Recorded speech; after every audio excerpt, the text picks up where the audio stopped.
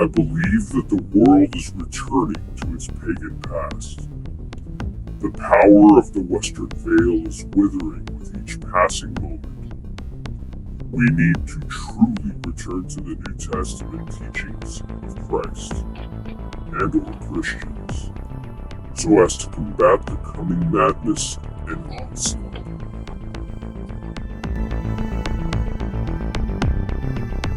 Take no part in the unfruitful works of darkness, but instead expose them. Ephesians 5:11.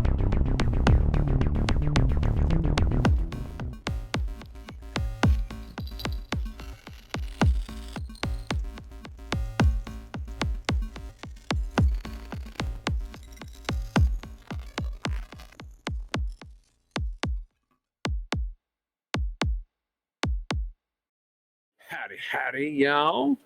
Good evening, one and all. Good evening, everybody. A wonderful evening. Almost not evening for me, but you have a switched.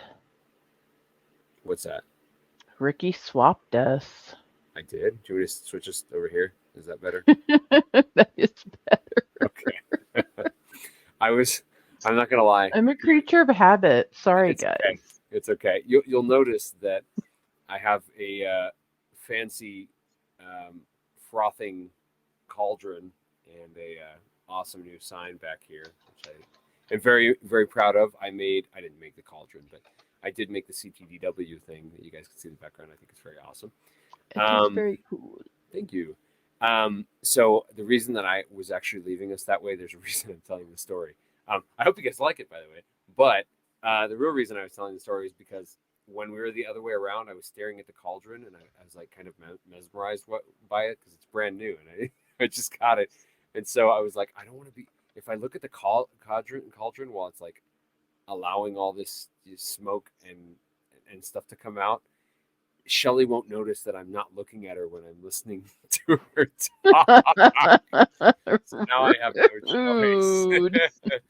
No, I'm listening. It's just that I get distracted. I have ADD. What can I do? No, I'm not even mad. So anyway, hello guys. How you doing? That's as you know, this is the way we always start. We have a very cool discussion that we're going to have this evening. For you, it's probably daylight out, and you're probably enjoying our lovely voices.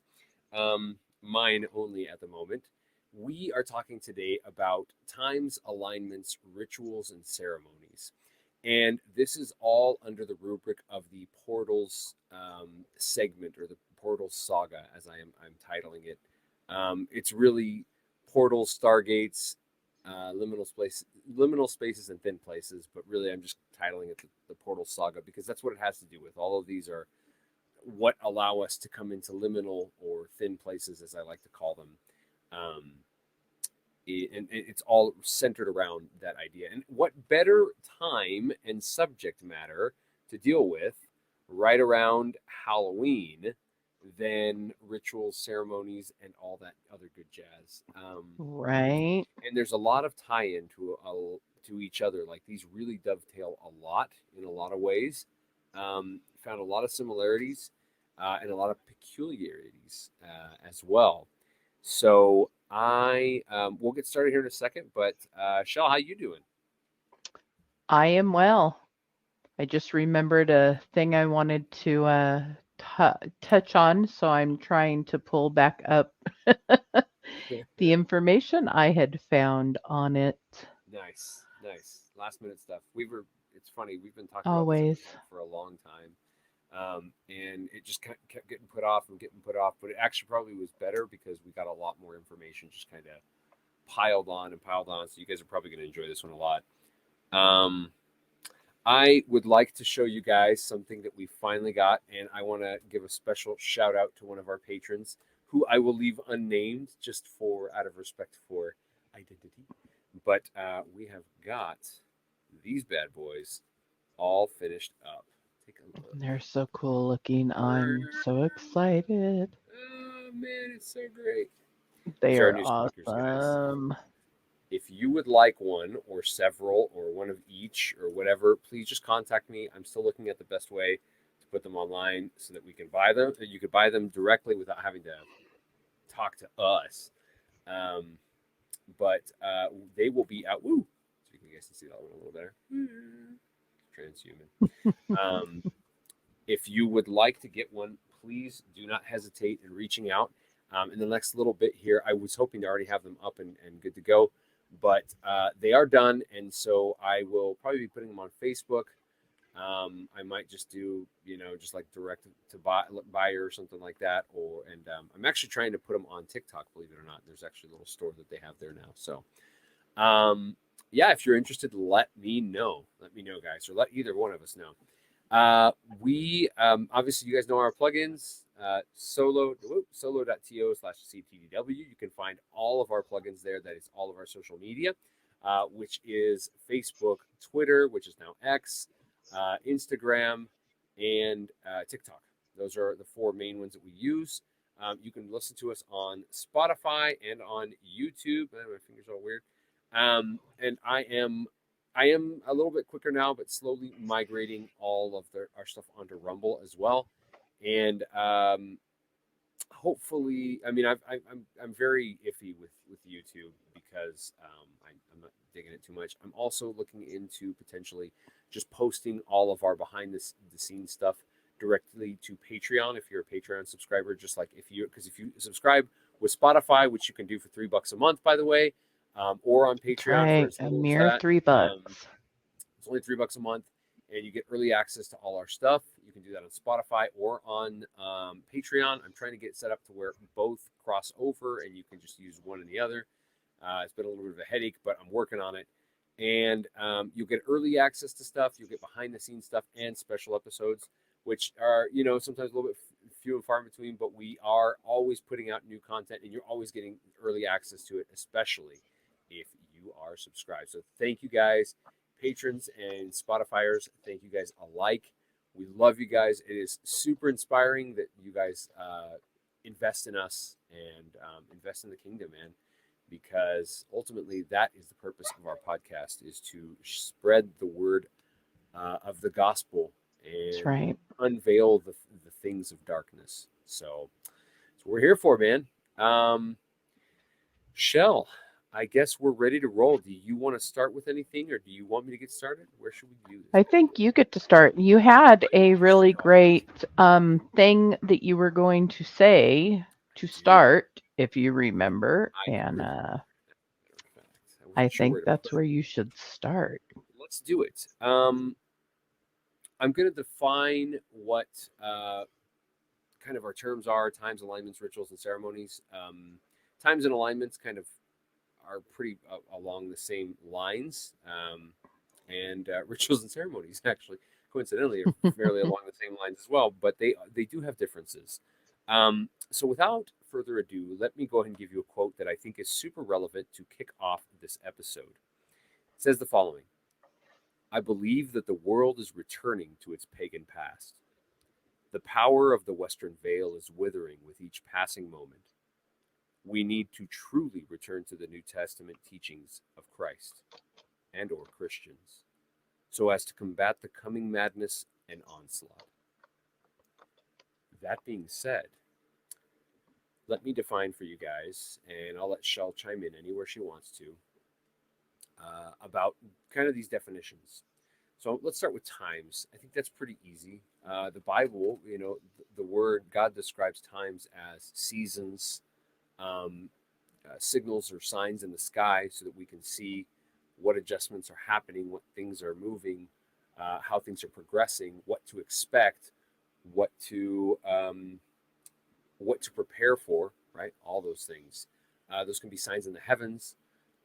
Usually that's the way, essentially that's how we measure time. There are other ways to measure time, but essentially that is what we're referring to for the most part, are the signs in the heavens, and really, the shifts of the solar and what we call them planetary bodies, right? The astral bodies and their alignments and their continual movements. Alignments is right along the same vein, right?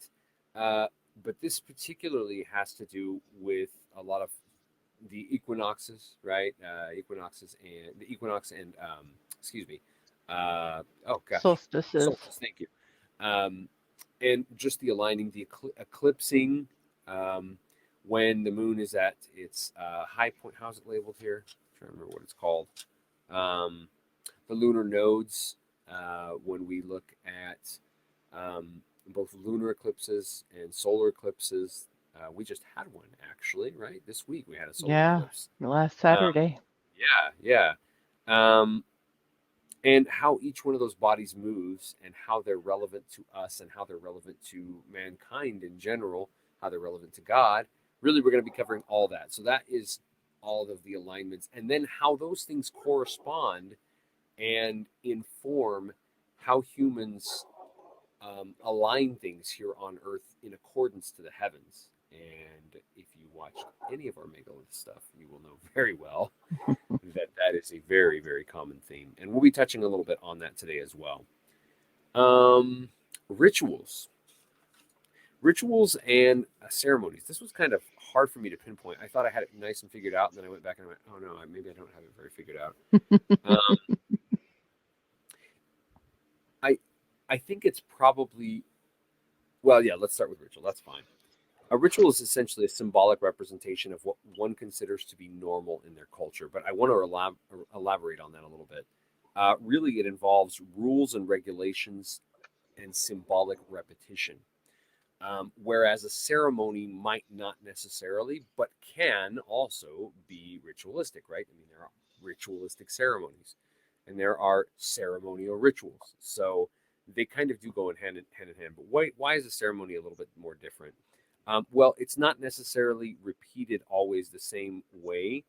And there tends to be a little bit, obviously, a little bit more spontaneity, but there also tends to be a larger corpus present when there is a ceremony. Not always, but largely there is a larger group of people present Right. when there's a ceremony. But there can also be a large group of people present for a ritual as well, right?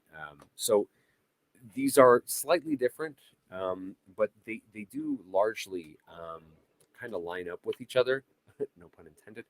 Um, I should also mention I thought it was really interesting that when I was kind of finding this definition, I ran across a little piece of data that I thought was like, oh, that's very interesting. Freud believed that ritual stemmed from sacrifice. I thought that was very, very interesting. And before sacrifice, it is believed that there was in mainstream, um, what we call it, anthropology, that totemism was supposedly a proto-ritualism. So the use of totems was Hmm. potentially proto-ritualistic. It's pretty interesting. That's interesting because I was just looking up the rituals used to imbue a spirit into tiki masks, Oh wow! Oh which wow, that's are cool. like totem Totemistic, poles. absolutely. Yeah, it's animistic. Yeah, The whole worship there, you see it in Africa, in the Polynesian islands, in particular, and for it as far as tiki goes. Um, uh, New Zealand, mm, Australia, Easter Island, also, down plenty, there in the lower Pacific. plenty of Easter eggs there. Oh gosh. But the rituals used um in those items, the masks, the totems, or even in idols, Mm-hmm. in the little statue idols that, I mean, have been found all over the world. I don't know if there is a continent there have not been idols found. Um, we I don't know. I think of Middle Eastern cultures when I think of the word idol. Uh, in that sense, a little statuette type Yeah. thing. The the teraphim, the household gods is what they were in Semitic uh, city states. Hmm. Those are the ones that Laban accuses Jacob and his wives Hmm. Hmm. of stealing from him his household teraphim, the household gods, goddesses, probably small-ish. I mean, I assume there were some big ones. We know there were idols like the idol of Dagon and Yeah. the idol of Saturn that were used as uh, abominations to defile um, places of worship for the Jews, and we know those were huge. Um, I get frustrated, and I know you and I, Rick, we've talked about it, but I get frustrated when Christians are like, I don't know why they would think there was anything special about a little carving of wood or metal. It couldn't do anything. Maybe it's the same reason that they get angry when I suggest that angels take corporeal physical form by vibrating at particular Vibrating. resonances here on the planetary scale. Yeah, right. Find the um, internet and you'll find someone pissed off about something useless. oh So my gosh, right. you have But an you know opinion? what? I think that I opinion is stupid. I have heard Christians though my whole life, uh, act like our forefathers were superstitious idiots who didn't know what two and two were. Um, and it like really it's offensive to me because um, Abraham wasn't an idiot. Uh, the Apostle Paul wasn't a superstitious moron. The disciples weren't a bunch of uneducated stupid fishermen. They were as educated as most of the people who reside on the planet today are. They have more education, more knowledge, have spent more time studying than most Americans with a college degree. Frankly,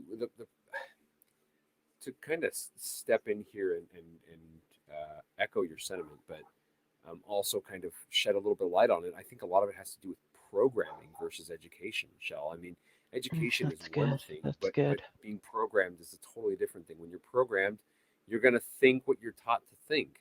And when you're True. educated, you're going to try and figure stuff out for yourself. You're going to dig. Yeah, when you're taught You're welcome.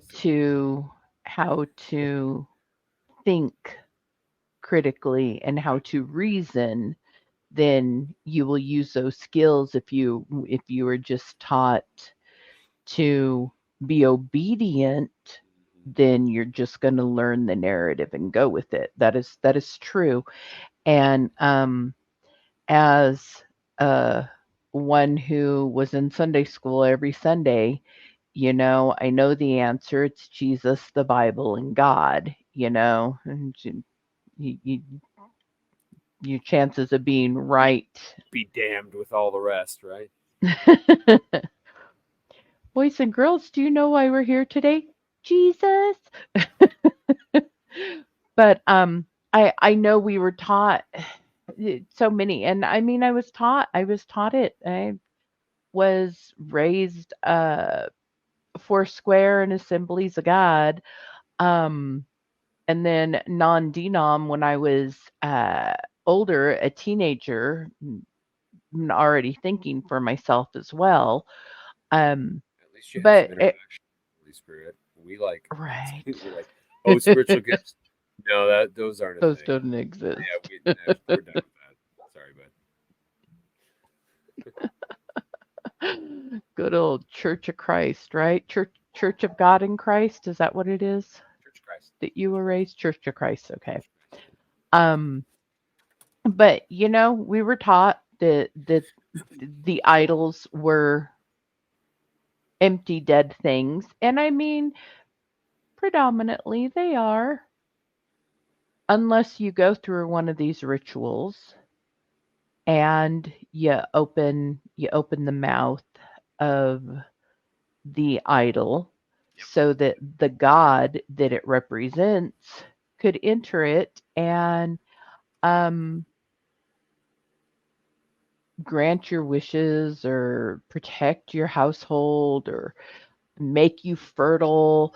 Those are the common things, and it's interesting because it doesn't matter if it was a totem or if it was a mask of one of these elemental gods, or if it was um, an Asherah idol, um, or a little cow god.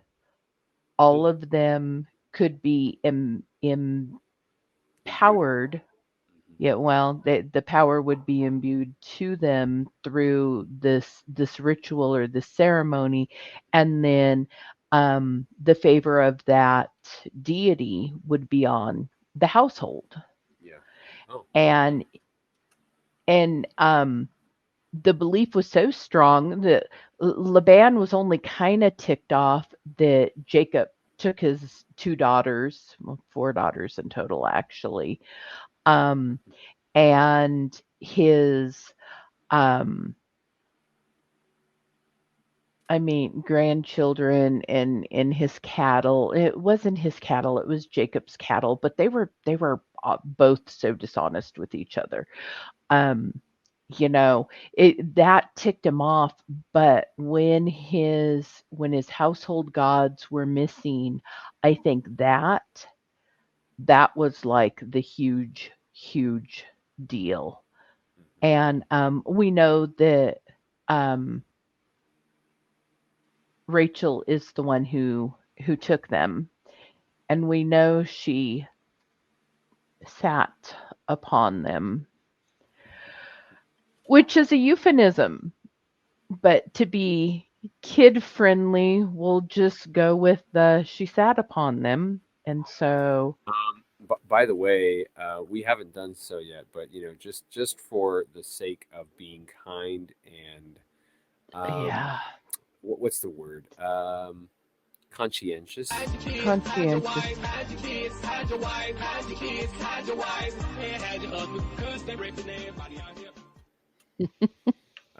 Yeah, we're going to be talking But about some heavy stuff today. I mean, it's some of not that we the don't always talk about content, heavy stuff, but yeah, it's not maybe not kid friendly. It's so funny. You were talking about something today, Shell.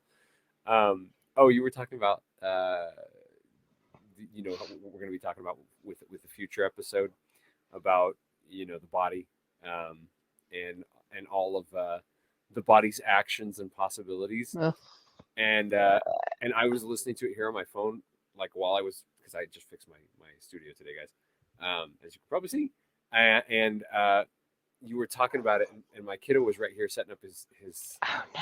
my old computer, and I was like, and so I paused your message, and I go, hey, son, can you go grab my headphones real quick? And he didn't even notice, like he was like in his own world, but I I'm was like, so glad. maybe we just turn that off for a second. So anyway, yeah. So just a heads up, we're going to be talking about some adult topics in this episode. So I mean, you know what? And they're in the Bible. I yeah, they was are. literally telling Ricky about what I had to read out loud. My husband and I don't know. I've said this before, so sorry if you've already heard it. My husband and I are reading the Bible together in a year. And so that means one of us or the other one of us, one or the other, I don't know, reads out loud. So we're not just reading the Bible, like at the same time silently reading the Bible out loud to each other. And Leviticus is an interesting book to read out loud, and I was telling Ricky that the other day I was going through um the Missionary. scriptures. Well, before that, it was the leprosy, and I was like, oh my gosh, really? And so I had read the leprosy chapter and was like, yes, that's done. Oh my gosh. And then it was like, and then the sacrifices for when you're cured of leprosy. Are you kidding me? Another like 50 verses of it. And then I was like, okay, we're done with that reading. Woof. And the next day I'm like, well, at least it's not leprosy. And then I open it up and it's bodily emission. And that is not a nice word. Emission. Yeah. But so yeah, we will be talking about that in a little bit. Yes. We won't get there yet Which will because be we're a bit of a very, not a bit, it will be a fairly X-rated it's conversation. it's going to be rather It's graphic. If you have it's older graphic, kids, but if it's you're willing to talk about it with your kids, have them in the room, but you're going to have if you have children listening to this episode today, you'll have questions afterwards. yep. They will have questions and you will have conversations Yes. and much awkwardness. Yep. So Fun. there's your warning.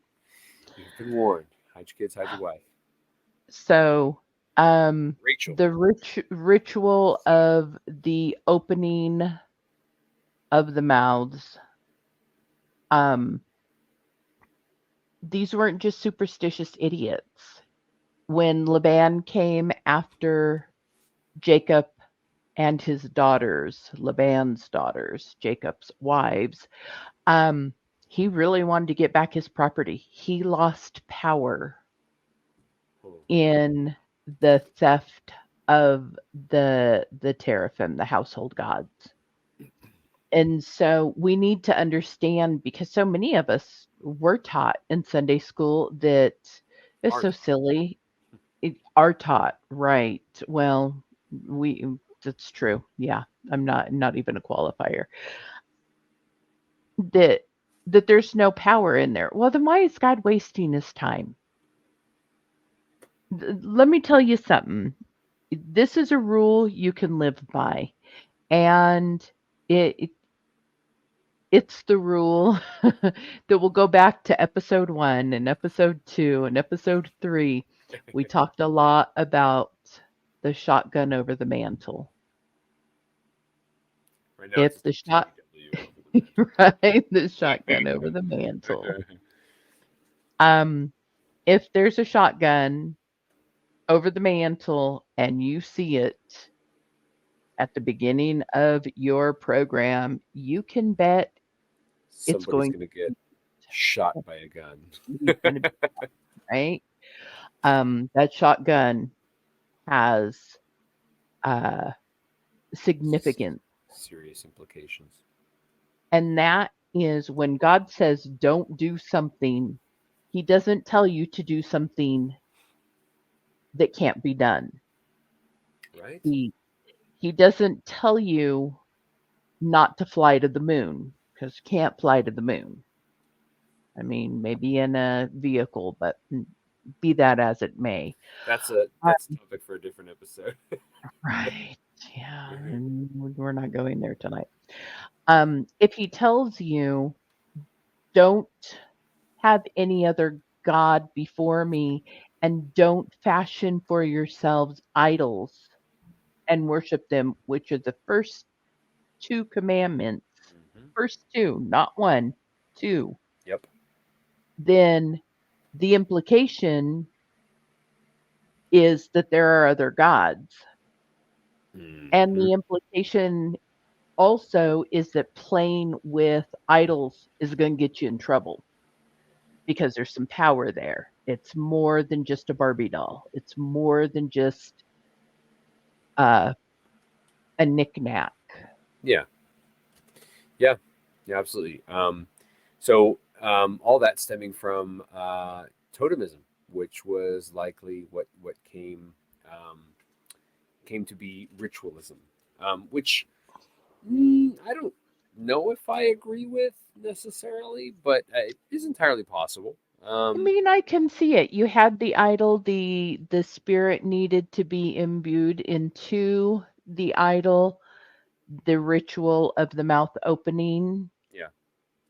did it. So it does make sense to me. I can see the Well, progression. a lot of this in my mind is we have to kind of Sorry, guys. when it you can when it comes to like totemism and stuff like that, and idol, the mouth opening ceremonies and stuff like that. It's important to in my mind, it's important to separate post and pre-flood because we're talking about two very, very different circumstances, if that's the Oh case, yeah. right? I Because wasn't even thinking pre-flood because yeah, pre-flood it's all, but the this idea is very post-flood because it's way the more easy gods to were accept walking that there are around gods walking around on the earth, right? And so when you don't have pre-flood. as many gods walking around on the earth, and you don't have a whole lot of access to them anymore, and they don't look quite as towering as they probably once did, right? You know, you Well, because the powerful ones are in chains of gloomy darkness at that point. well, but even their offspring began. I mean, we've talked about this, right? And actually, that episode that you showed me or that you shared with me with the dudes from Haunted Cosmos and what's his face, how they were talking about how giants began to be more than likely more and more reduced Became in size smaller, and smaller in capability. size. Yeah, Yeah. yeah, yeah, Isn't that yeah. was good. It was really good, and so that really got me thinking about like, well, yeah, these guys probably lost a lot of their capabilities. They became more confined to the physical limitations of their bodies and stuff like that, right? Right. I have a Harry Potter thought. Oh, okay. I'm all ears. It's just the the pure bloods and the muggles and the mudbloods. The mud bloods. It's funny how these these things just resurge in popular Lore. lore. Good word, good word. Yeah, yeah, it is. It's very fascinating, and actually, we'll get into that because we see a lot of this stuff repeat over and over and over and over. Goodness, Shell, where should I start? I don't Um, know, being as I derailed you with the that's talk okay. of the mouth opening, Yeah, so it's all good. ceremonies So and I'm gonna. rituals. So do you see a ritual as being more solemn? Because it Yeah. seems to me, because a ceremony, I mean, you have a graduation ceremony. Mhm. We have It's usually ceremonies, so right. many, It and has there, to do with it's almost celebration. synonymous with celebration. Right. I Yeah. actually heard somebody using that when I was looking at different definitions from different people. A lot of people were saying that that's precisely what it is, and from a more modern perspective, certainly an ancient perspective, I'm sure, but also, I think more palpable, more comprehensible for us is that a ceremony is more of a festive, Don't bite joyous, my foot. again corporal kind of uh, occasion, right? But I Right. mean, I don't know. I think Well, and maybe our language is just a little bit too convoluted with the two words nowadays because you can say, "Did you see how ceremoniously he walked down the aisle?" And you mean that he looked like he was in some sort of ritual. You don't actually mean that he was in some sort of ceremony. But you know, six of one, half a dozen of the other. right, But and there's a I was gonna difference. say you can perform a ritual by yourself, but people would also perform the ceremony of Harry Carey Well, by let me think. themselves, Can we? so Oh well, yeah, yeah. It's difficult to know. there is a lot of bleed over in the two, Understandably, right? I mean, yeah, the two they terms. you can't really. A lot of times you don't really have one without the other. Like it's very rare to, right? Like for example, I remember very clearly that my um, one of my lovely teachers back in university, Dr. Lei, love her to death. She was great. One of my Chinese East Asian Studies professors talked at, she made tons of references over and over and over to the ceremonious actions of the Chinese court, and really compared it to the Western court today, and actually very funny that we're going down this path. I was not even thinking about this, but I don't know if you guys know this, but like the robes, like the dark robes that justices wear, like even here in the States, and frankly, probably those that are worn in other Western countries like the UK and stuff like that. That whole robe, ceremonial dress and garb type thing comes from Chinese court. Like that's where that actually comes from. Huh. The Chinese would dress with these long, very long and decorated ceremonious robes, and that's how they would conduct business. I mean, quite literally. And there's tons of ritual if you've ever Oh my gosh, read right. anything about Chinese court, there's tons of ritual, and the same thing is true in our courts, right? Although nowadays I don't know how much ritual and ceremonious actions and judges we have on our federal courts, which is kind of bizarre, but that's neither here nor there. God bless them. God bless them. So, anyway, good question. Good question. It's hard to distinguish one from the other, but I mean, I think that there is, although there's bleed over. If you look at a Venn diagram, there are some outliers, right? It's not 100% overlap. Right. That being said, I guess we will start with geez, I'm just like, where do I even start? There's so very much. I guess we'll do alignments and times. I'm just going to kind of throw those together because they feed off each other really, really well. Even, I would say, even more so than rituals and ceremonies, because you know what? Place, right?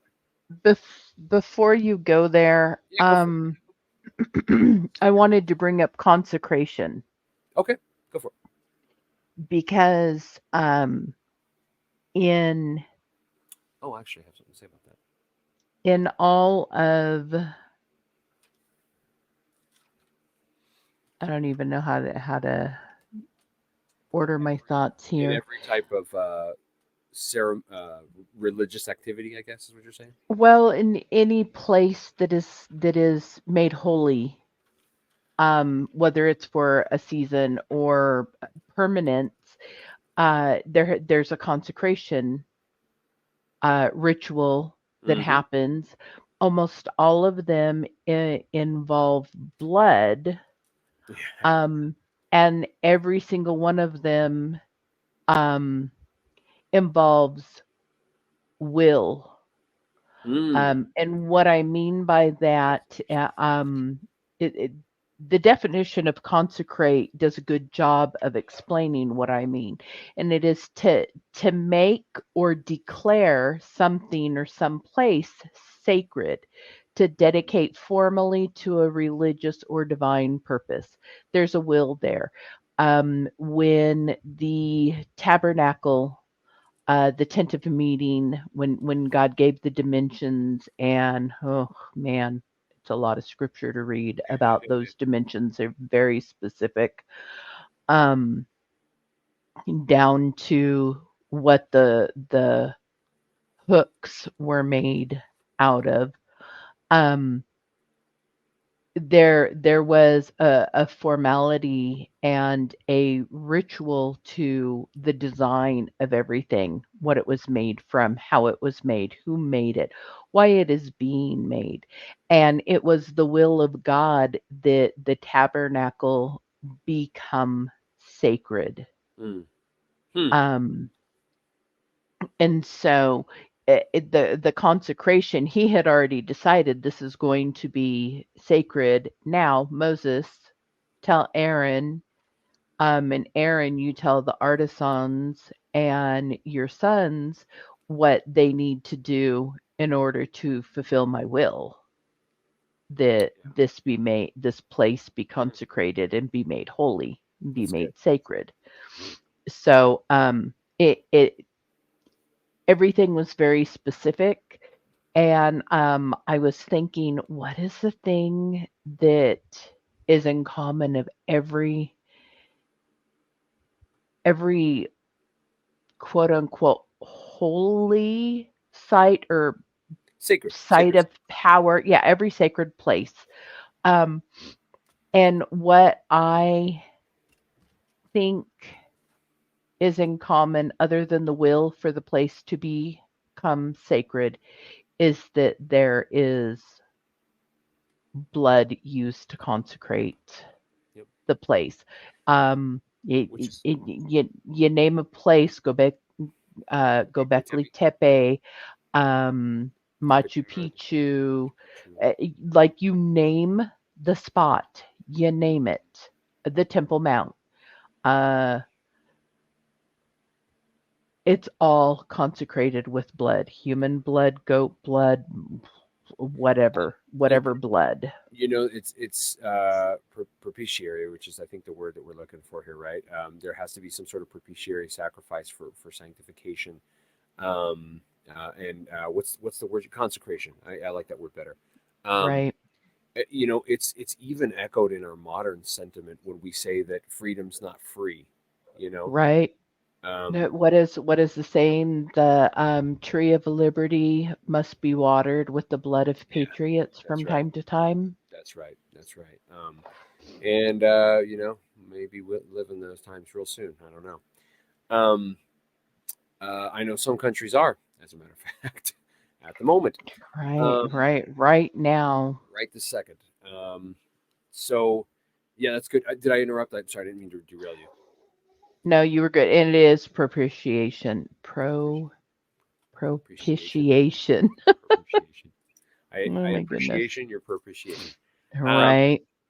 uh, No, that's that was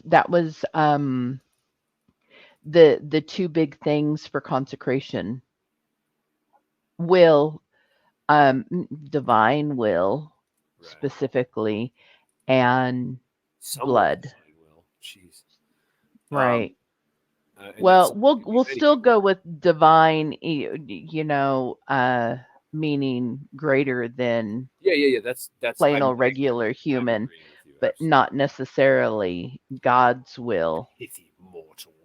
Um, I it's good that you mentioned that, and I want to before I move on to some other, or maybe actually I will move there. I'm going to move on to those consecration points, and then I'm going to circle back and make my comment. There are several uh, consecration rituals that we kind of looked at, or I guess we'll call them pre-ritual. We got to get our pre-ritual warm-up going here, and so that's what we call God. consecration. Um, so yeah. Don't do the yoga. No, not the yoga. Um, so I was actually reading. I read things so you don't have to. I was reading a Wiccan spell book for high priest and priestesses, and what I found very interesting was something that Shelley actually mentioned that I had not really caught right away, and I went, oh, that's absolutely right. Are these pre-ceremonial, pre-ritualistic um, rituals or yeah, I guess they're preparation rituals. That's really what they are. Um, so, like for example, in Wiccan practice, what they'll do is they'll have a theme. Is that how you call it? A theme. I don't know what the name of the An blade is. athame, That's how it's spelled. A theme. You guys can correct me if an I'm wrong if you know. athame.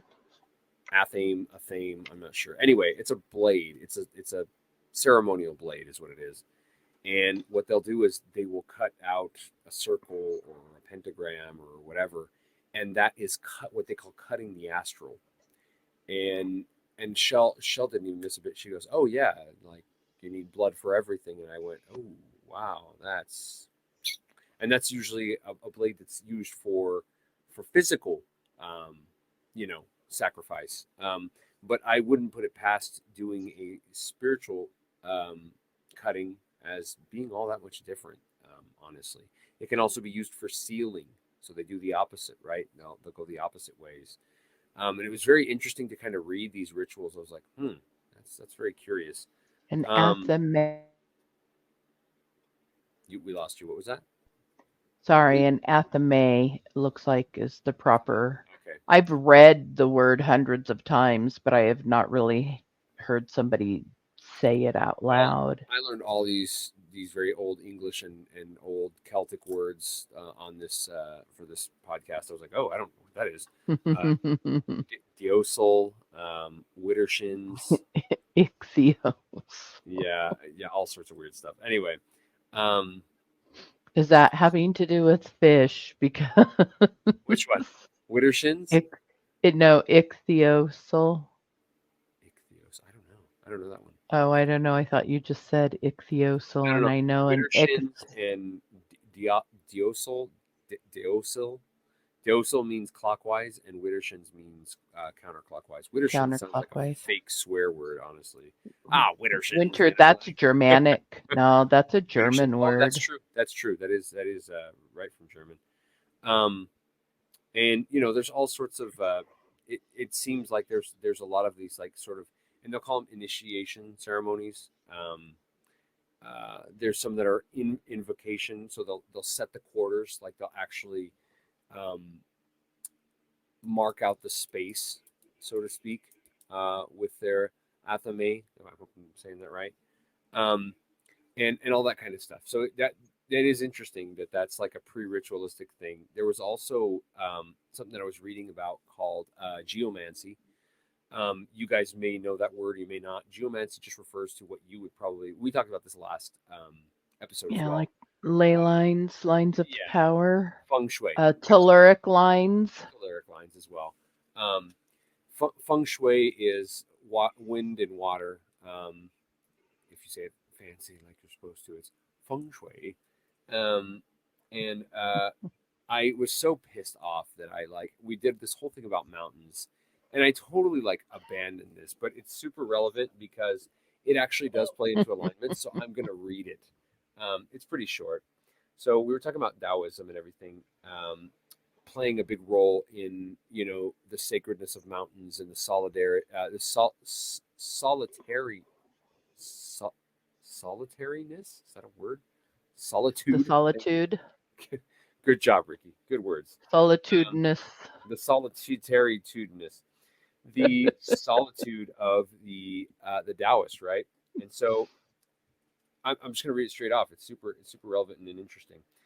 The Chinese Taoist philosophy directly emanates from the play of these polarities and talking about light and dark, and finds expression in the 5 great mountains, supposedly created from the limbs and head of Pangu, which is the creator god.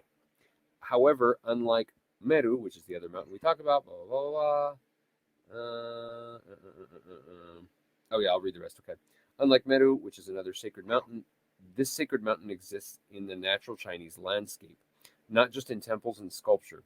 They also correspond to the 4 cardinal directions, east being prominent to the head of Pangu, and include a central mountain following the tradition of Chinese geomancy, feng shui. Taishan. Oh, wow, that's great. They named the mountains. Sorry, just reading through it real quick. And this is super relevant as well.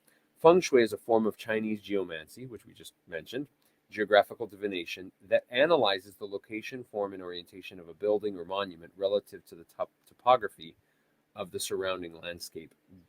Buildings that utilize the natural elements of land and tap into energy are auspicious places to live, work, or bury dead, which we mentioned. Places that are antagonistic to these energies are unlucky, which you might guess, right? The opposite of lucky. But what was fascinating to me is that with regard to initiation, the reason I'm bringing it up here, one is because I didn't get to last episode. No, I'm kidding.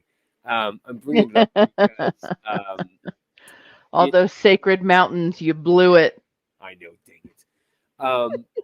It's very interesting because in a particular book I was reading, I'll have to look up the name. Let me see if I have it on hand while I'm talking here.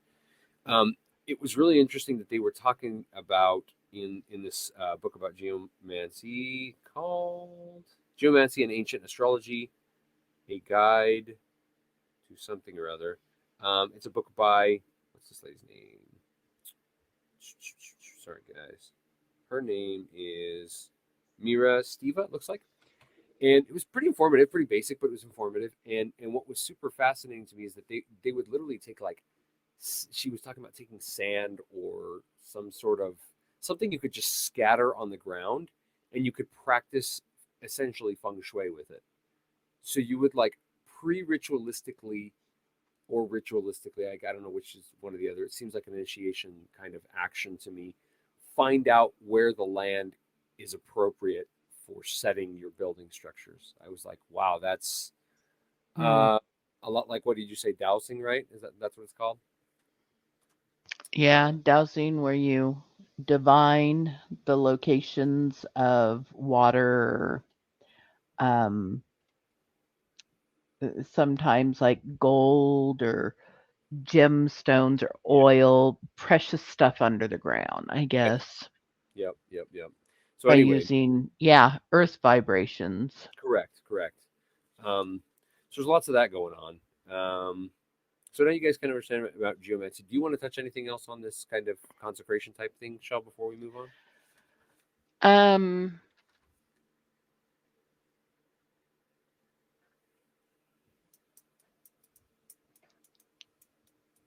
no, it's interesting how I say no, and then I go That's on and the most Hispanic thing you can ever do, and they always, every time I'm interpreting, they'll say, "Do you have any more questions?" And so I'll look at the Spanish speaker and I go, "¿Tiene alguna otra pregunta? Do you have any other questions?" And they go, "No, solamente blah blah blah blah blah." No, they go, "No, blah, blah." I'm like, just say yes. I have more questions. Like, it's okay, you know. So funny. oh gosh, I know. I'm very much that way. So, um, I forgive you. You've lived in El Paso for a long time. I have. Um, the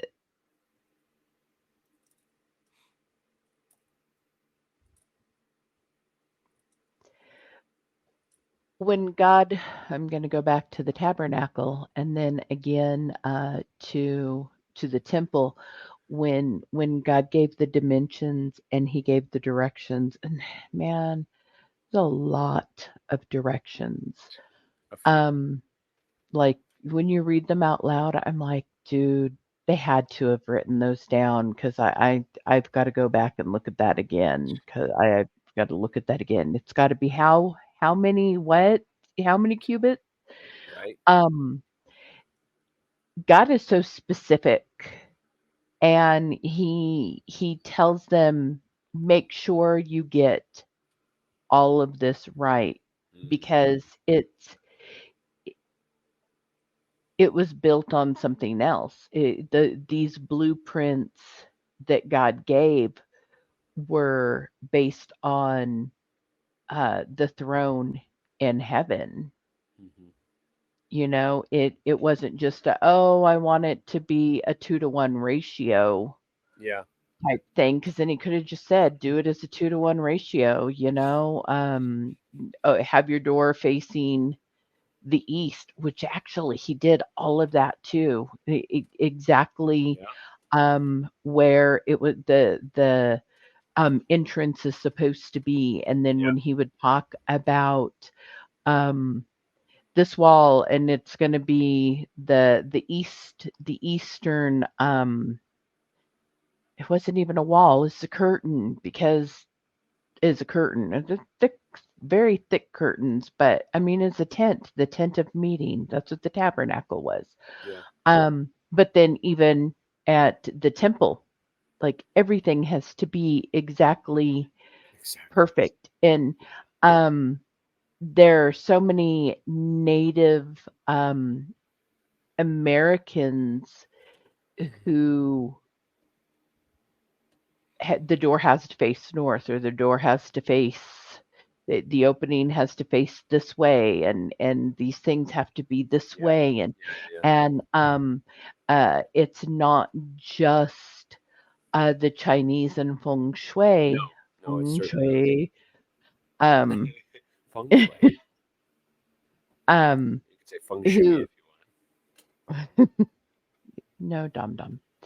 Who have to follow everything so precisely, the measurements Right. precisely. I know my kitty cat needs some love, I guess, until he decides to bite me. He's already bitten my feet twice since we have been recording. Jeez, jerk face. He is. So he's black and white, which means that he is bipolar. There My you cat go. is very bipolar. He's, That's what they say about tuxedo cats, which is the kind of cat he is that's that they're funny. bipolar, and he Tuxedo. definitely That's so funny. he It'd be funny if he he had a little black, fits. had a little black Right. tuxedo. Well, because he's Yeah, black and white. That's why they're yeah. tuxedo cats. But That's funny. just there must be something to that. Yeah, that's a good point, man. It's funny. I literally had forgotten to mention, and I'll just mention it really quickly. But there's something in ancient Hindu and I think it's Buddhist and Hindu practice, but certainly Hindu, called Shastra, which is essentially the guiding principle for constructing mandalas. Like they map everything out, and it has to correspond precisely on the mandala for it to work properly, which Well, and is there's so much math in that. yeah, it is, and it's Well, all about and then concentric circles and all that stuff. So and then their circles. man geometry. We can't even go there We're just gonna have to tonight. do an episode on sacred geometry at some point. Like Like that's for just gonna have to real, be a for thing. real. Uh, oh, God's math. you were talking about Native Americans. That's where I was gonna go actually. They Well, there you use go. geomancy to find out proper hunting grounds, to predict the future for their living spaces, just like you said. I thought that was absolutely fascinating. I was like, whoa, that's very cool. Not unlike many other cultures, frankly. Geomancy's been used in all sorts of stuff. There's astrological geomancy, which is basically this was really cool. Um, this is my thought. Um, so they, it's very funny to me. The common watcher parroted phrase is that they created us, right? That we are their creation.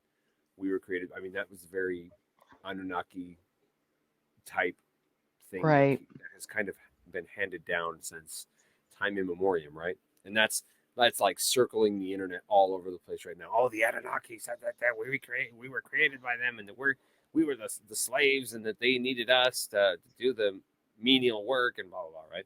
Well, it's funny because I always go back to what we were talking about when we were off air still, Shell, about how you can't avoid seeing what the watchers try to do all the time, like Oh how they yeah. try Yeah, to yeah. infiltrate it. Well, I I got thinking, cannot and I cannot watch a you show, can't watch this any stuff, show, any movie, yeah, and not see nothing without their seeing it. hands all grubby up in it, right? It Yep. was super interesting to me because you, they they say they say in astrological geomancy that your fate is. I mean, I'm sure you've heard it. Your fate is written in the stars, right? Well, who are Right. the stars in ancient culture? The stars are the Oh, that's gods, right. The gods. and Yeah. then they also say in the modern era, right, that we're nothing but star stuff. Oh yeah. So if we're their creation, then we're just star stuff. And I was like, these guys are Man, they have maniacal, really tried to maniacal. usurp It's God's crazy. place. Um, Oof. yeah, so I thought that was And really and fascinating. they're in such a long game because what we can do and I mean we do this all the time in our episodes. We point to this commonality in this society and this culture and that culture and the other one, and they supposedly never had any kind of contact with one another. And you see this because those those B'nai Elohim, those watchers, the fallen in particular, Yeah, um, sons of God, they have this long game, and totally. And they have seeded like the entire planet It's crazy. with the I don't know, the seeds Yeah.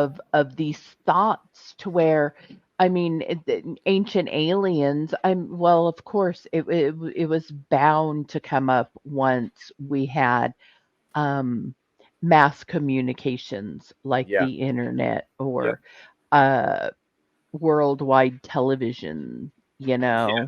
Yeah. stations that broadcast in every nation.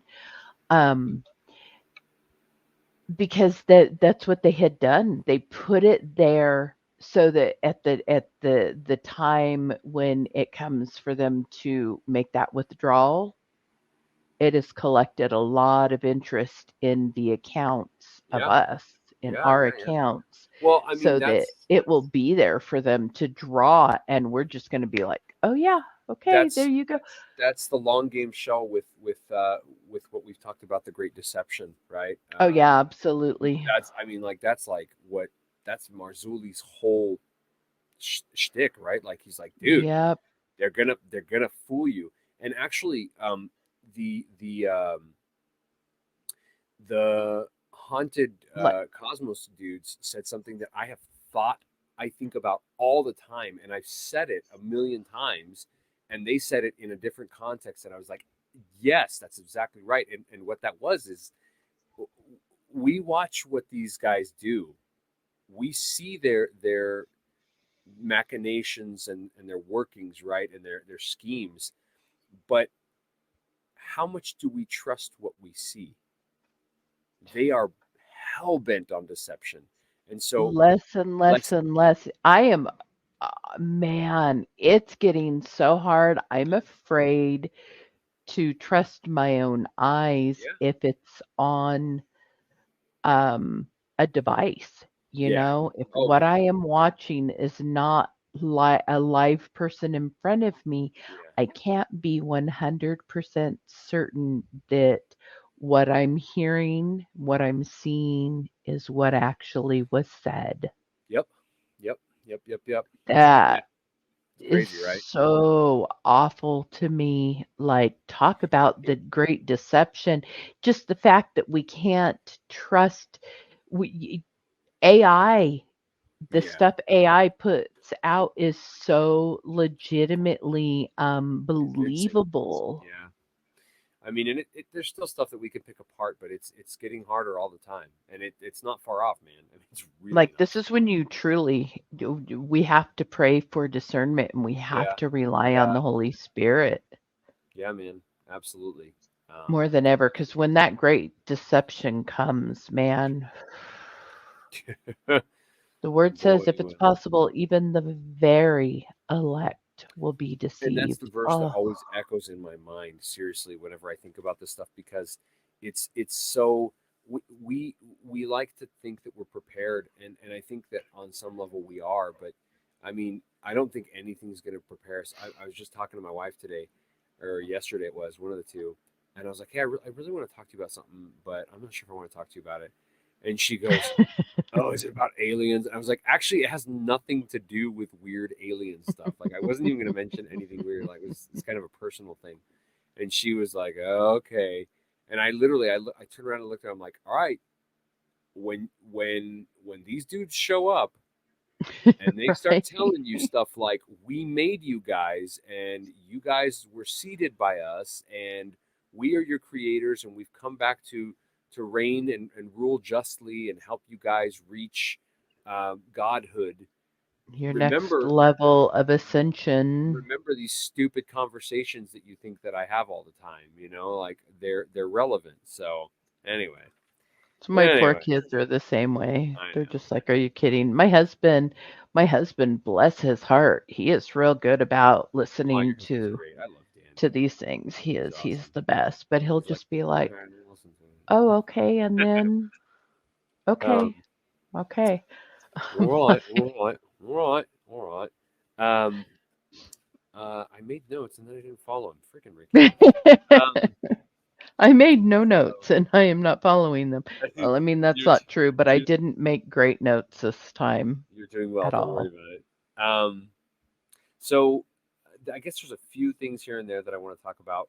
There are all sorts of times that are relevant for when rituals and when ceremonies take place, and those obviously involve places as well, which is why we're kind of tag teaming with times and places, and alignment. Excuse me.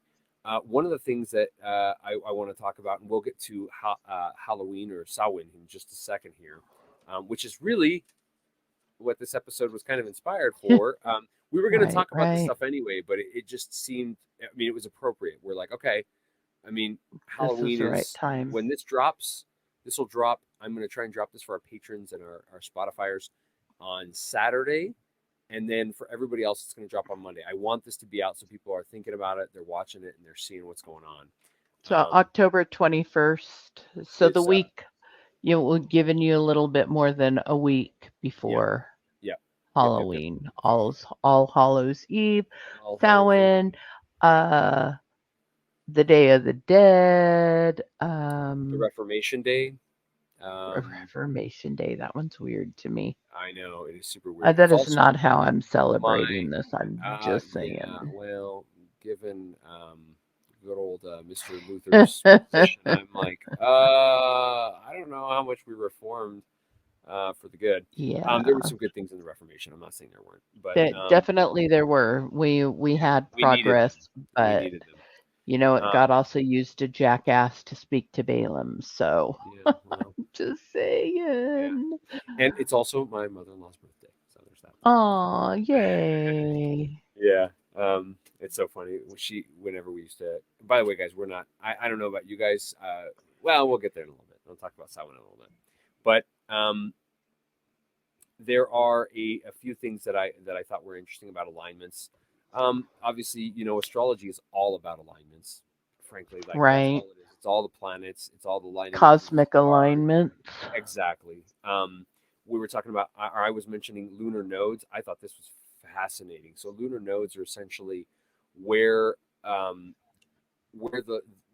moon. I'm not going to explain this very well, but you guys can look it up. I'm going to do my best.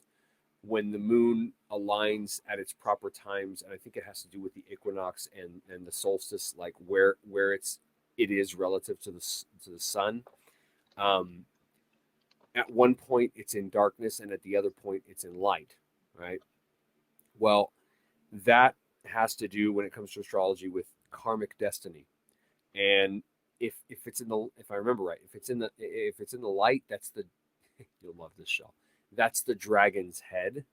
And if it's in the dark, that's the dragon's tail. The dragon's tail.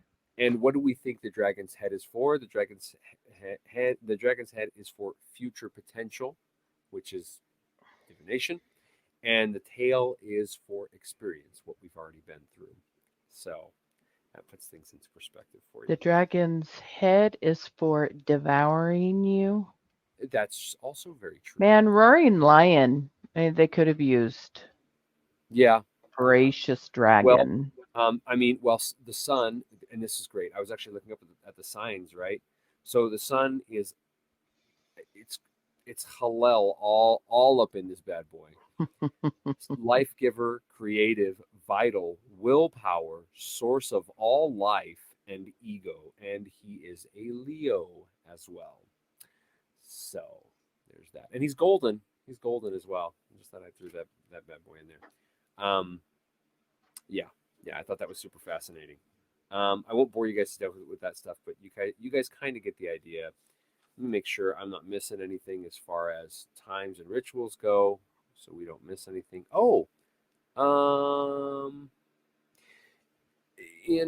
And I haven't even gotten to ancient Mesopotamia, but I'll kind of touch on that a little bit. But I do want to mention Gilgal Rephaim. I think that's super cool, super relevant. That's in Turkey, right? I believe it is. No, I think it used to be. I think that's in Israel, actually. I think so. Don't quote me on it, but I was just watching something about it, and I'm pretty sure it's in like what was previously not Israeli territory. I'm not. The Golan. It's located in the Israeli occupied portion of the Golan Heights, Which I mean, it's right there. It's It's crazy. borderland. The dude's video that I watched that he was out there, they were the only ones there for hours. No one was there. I was like, Really? didn't make it onto the Christian landscape, huh? Didn't seem important enough. All right, cool deal.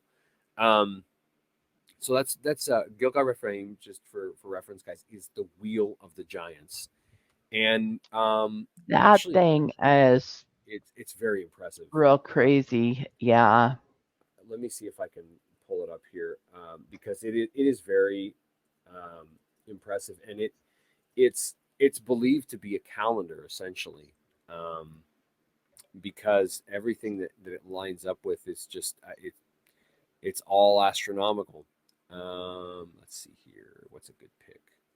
This is a pretty decent picture. Rujum El-Hiri. Let's see. What's that show?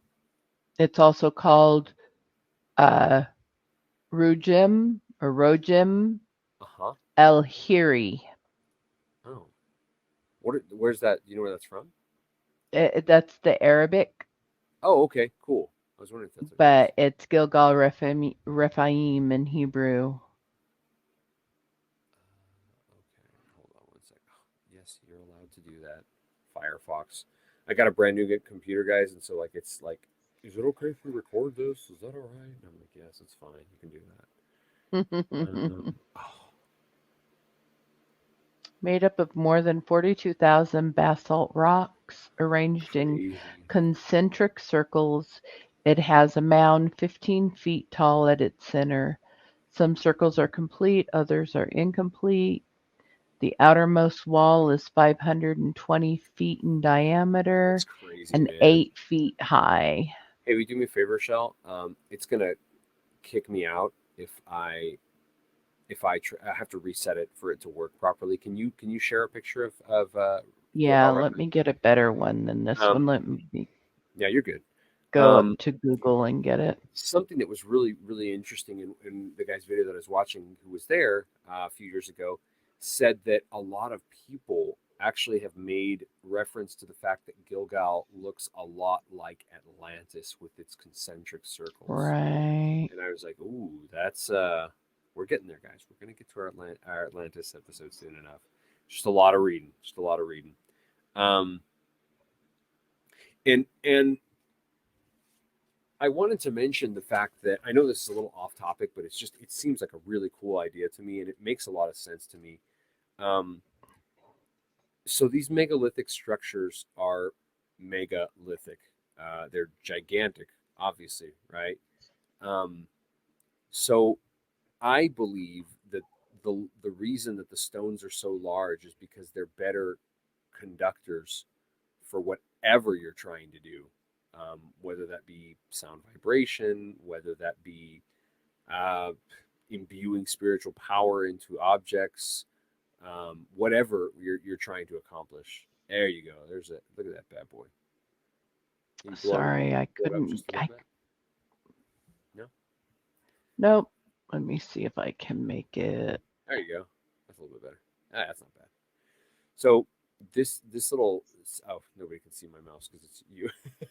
So the center part there, it looks small, but it is a massive structure. I mean, even in I think somewhere they show people. Let me find that one. So that centerpiece that you guys are looking at there is a type of dolmen, and a dolmen is essentially it's a portal tomb, is what that is.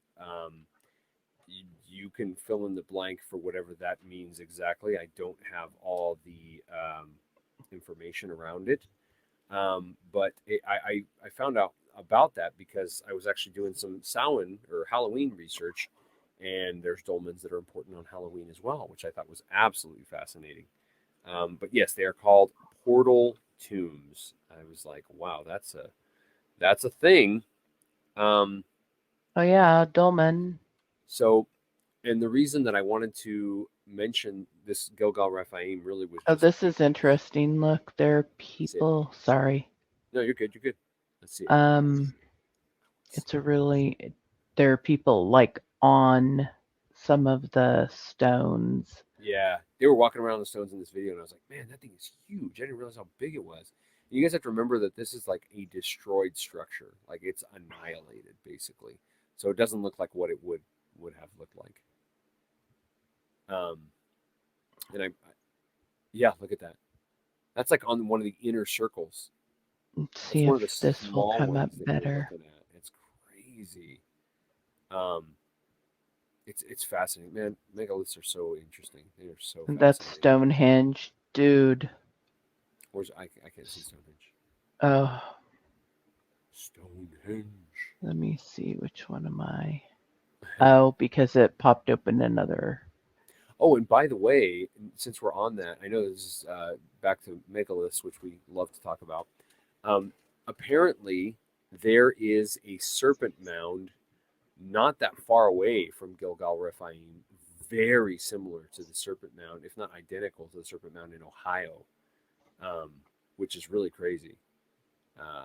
If you guys haven't seen that serpent mound, you can either go back and watch the megalithic episode, or you can find it online, man. It's very cool. Just look up Ohio Serpent Mound, and you'll be able to find it real easy.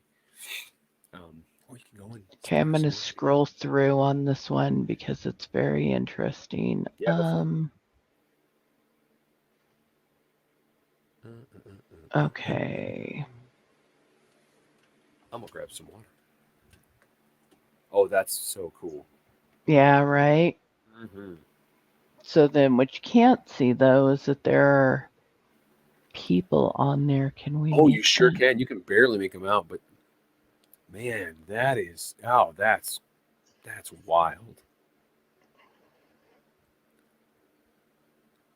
is wild.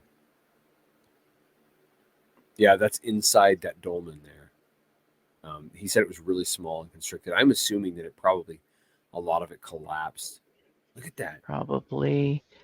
That's This crazy. is Stonehenge, though. This is not. Look at all the people inside of Stonehenge, though.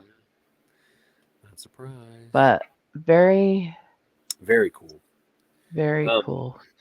Super crazy. See if I'm missing anything else here. Oh, I just was going to mention that, and I can kind of mention it later, but I thought it was really interesting that there are certain days that certain remedies are made. That you have to wait till certain days to actually make certain remedies and potions and stuff like that. I was like, wow, that's really interesting.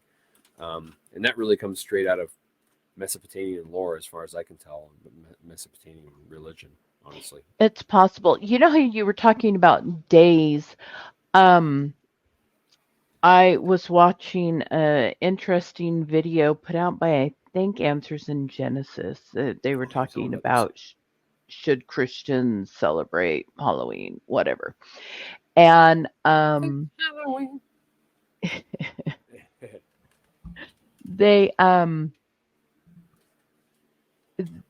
they were doing exactly the same thing that we are doing,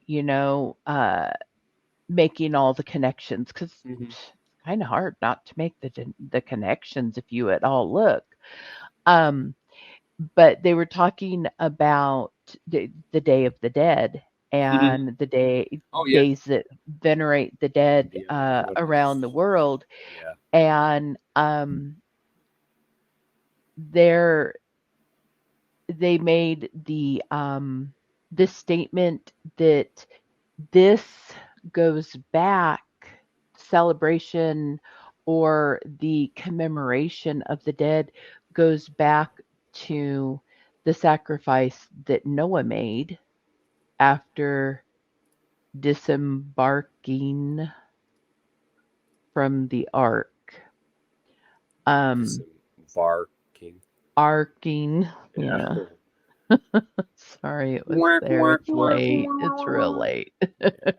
It's always real late when we record. I don't know, other than the time we had Kelsey on, I don't think we have recorded in daylight. Who needs daylight? Because we both work and we do this at night when we're both off work and have made the time for the recording sessions.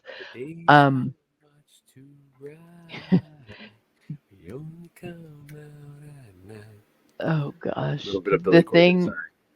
The thing that What was I going to look that up? was interesting is that Oh, I remember. Noah's sacrifice, that was after gosh, I don't even know how to put this into words, the most deaths ever. So Really? in like before the flood, yeah, there are only a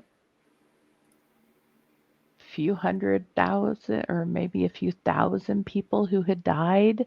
There weren't a whole lot of, Mm-hmm. you know, the ancestors who had gone on before, but not a whole lot of dead to venerate. But after the flood, 99.99999% of the population was destroyed. All of a sudden, there's a lot of dead to possibly appease. Hmm. And you know what? And I don't think that we are in any kind of peril of the dead coming back to haunt us or steal our sweets or cause mischief or whatever. Um, Although, I mean, I can't say 100% that there's not a possibility. Hauntings seem to be My own possible. personal experience has been not a big deal. I don't feel a need to go and carve a jack-o'-lantern and put a mask on my kids to keep um, dead ancestors from coming back and causing mischief. Yeah. So, but it is interesting that every culture venerates their decedents. Yeah. Yeah. I guess since we're on our way there, we might as well just hop right over to Samhain, to Halloween, that is. Oh Um, yeah, I guess in my brain I was already there. no, that's fine. Um, That's totally fine.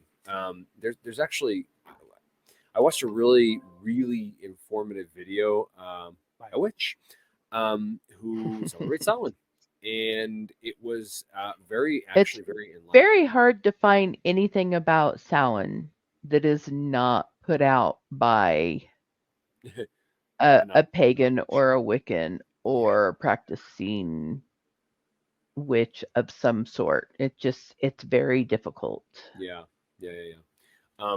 There is a quick. Well, I guess since we're on the topic of times and alignments and all that good stuff, she was talking specifically about the fact that this is the best time because um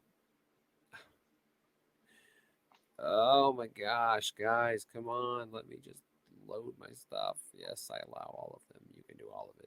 It's wonderful. Fine. Yes, I read everything and I agreed to it wholeheartedly Yes, of because we have course. zero choice at all. Right. So she talks about how the veil is thinnest on Samhain in I don't know if in any time, at all. I'm not really sure, but it is interesting because she made reference as a pagan, saying that, and as a witch specifically, that it's the actual real beginning of the new year. And I was like, oh, it's interesting. I guess that is according to whoever you're asking, right? But Samhain really just means November. That's all it means. Um, but it's Samhain emblem, which means reclaiming. Okay, which I think has to do with spring. Um, what was super interesting is that it is very specific as to when um, Halloween or Samhain or this veil compromise, I guess we'll call it, takes place. It's specifically on October 31st at dusk is when it actually begins. And it runs all the way through November 1st until dusk. Now, it's most potent right at midnight, which would probably stand to make a lot of sense. At that threshold at midnight, that's where I think in all cultures in general. I mean, even in Hebraic and Christian culture, like, we know that there is an end of a cycle and there's a beginning of a cycle. So it's not weird that would be the case, right? But there was some interesting stuff that she talked about that typically on Samhain, as traditionally was done, there would be a big bonfire, right? And preferably at the top of a hill. And in old lore, it was if you went up to the top of the hill and you were near the bonfire and you didn't burn, then you weren't a witch, which kind of makes sense. But right, it was day late, dollar short. That's right. And it was very interesting to me that the old tradition of Samhain was literally at this bonfire to light a torch and take that torch to your home and light your fire in your house with that torch. I thought that was very curious. It's not necessarily super necessary or anything relevant here, but it is definitely part of the ritual itself. This is also a crossover of the seasons, and I've been trying to friggin' share this bloody image, but it doesn't seem to want to let me. I'm going to try one more time. Let's see if it'll let me do it this time. Allow. Can you see that? I'm hoping this is recording. I can see it. If not, I'll just edit it back in. It's all good. This is what I want you guys to see. So perfect. Nope, we've got it. That's great. Okay, cool. So right here is Samhain. Okay, and it's super relevant because if you notice, it literally is right between October and November. And I was looking at all these other ones: Yule, which is December, Imbolc, which right. is That's what the Yule log, Yuletide. Yep. That is all the old. Yeah, we bring it over to talk about Christmas, but Yep. Litha, Midsummer. Mm-hmm. Beltane, which is right around May Day. Yep. Mm-hmm. May Day, May 1st. Exactly Astara. Right. Sound like anything familiar? Mrs. Ishtar. Yep. So yeah, I thought this was Notice really there's a bunny there. Oops, sorry, I got rid of it. Dude, that's actually a really, really good visual. Yeah, it was. She was the one that actually showed that. Here, let me pull it back up. That shows so much of the pagan roots of the holidays. Sorry, guys, I took it off. I'm gonna pull it back up here in just a second. You want to hear something else interesting? Do it. There you go. You can see it real quick. So the day that Noah's family entered the ark, just 47 days after the death of Methuselah, because remember, his death was the catalyst. It's a signifier, right? So it was Wednesday, October 30th, which was Heshvan 10 in 2458 BC. Where did you get That's that? just, it's interesting. The day that they all went on the ark is October 30th. I imagine some of the taller creatures may have taken a day or two to be dead, submerged. Completely. Yeah. That's wow. Crazy. That is interesting. I was very curious because that's what they had been intimating that the Day of the Dead has to do with the diluvian flood. That's crazy. That's very interesting. I'm just. Holy crap, that's crazy. And wow, geez, wow, I'm kind of dumbfounded. That's very interesting. Yeah, that's really cool. Makes all of the other stuff I was going to say seem sort of like, oh, that's great. Well, you wonder if there's some, okay, maybe there is some power, Yeah, but well, then where does it really and come from, you and then know?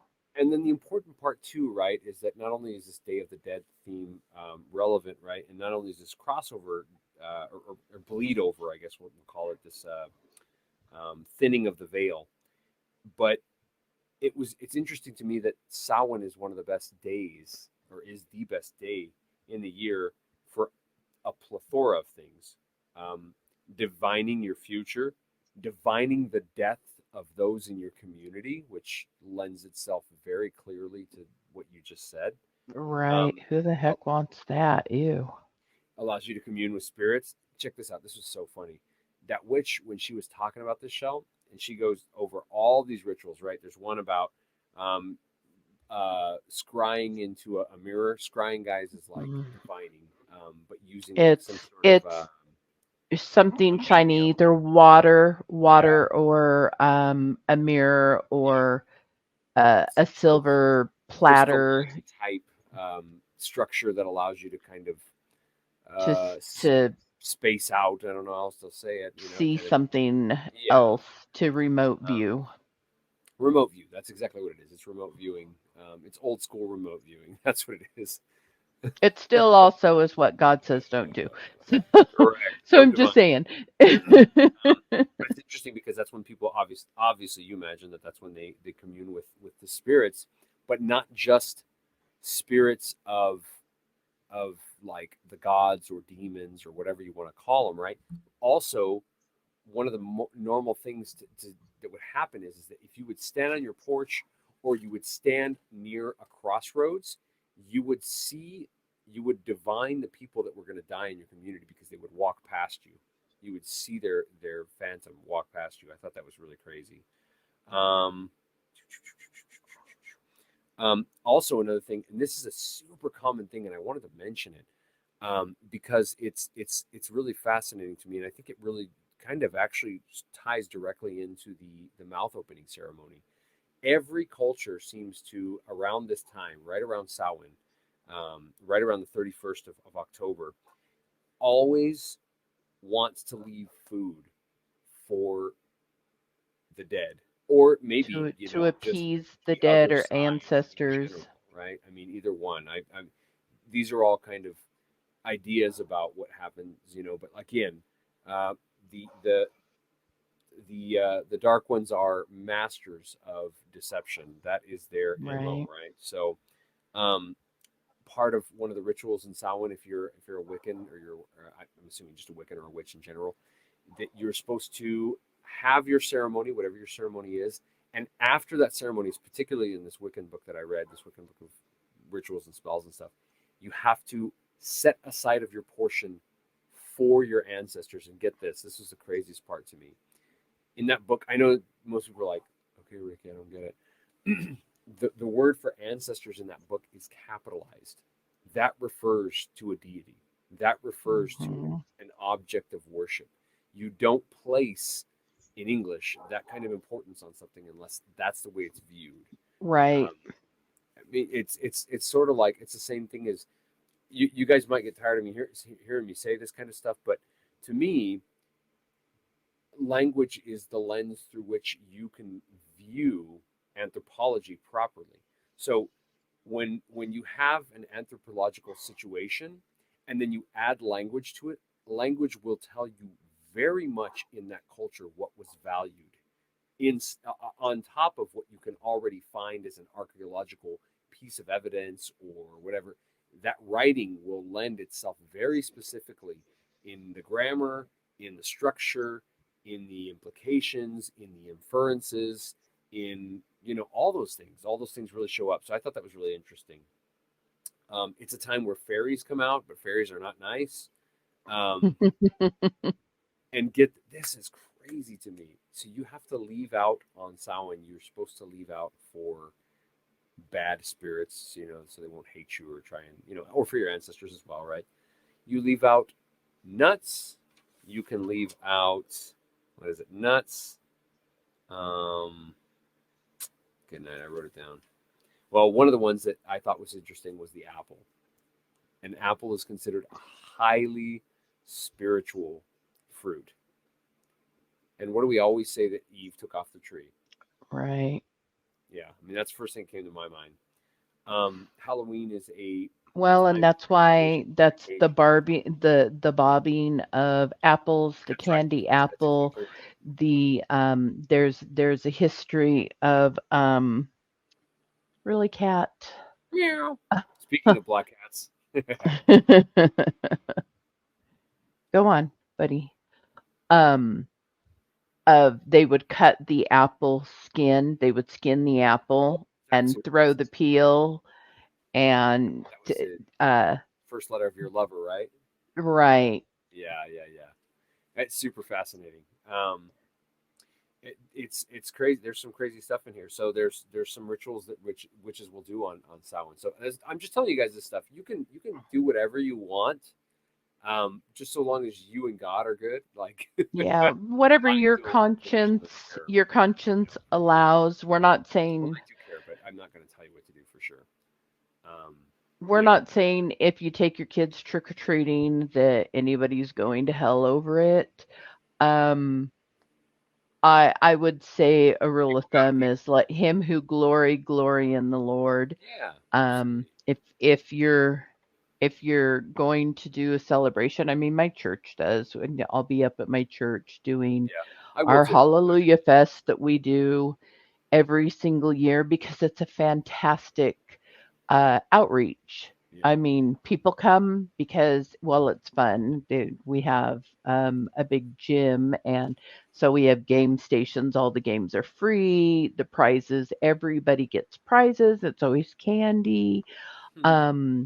There's chili cook off, and it's like an old time harvest festival. Yeah, Really, yeah. there's cakewalks and whatever, but really our goal is to make um,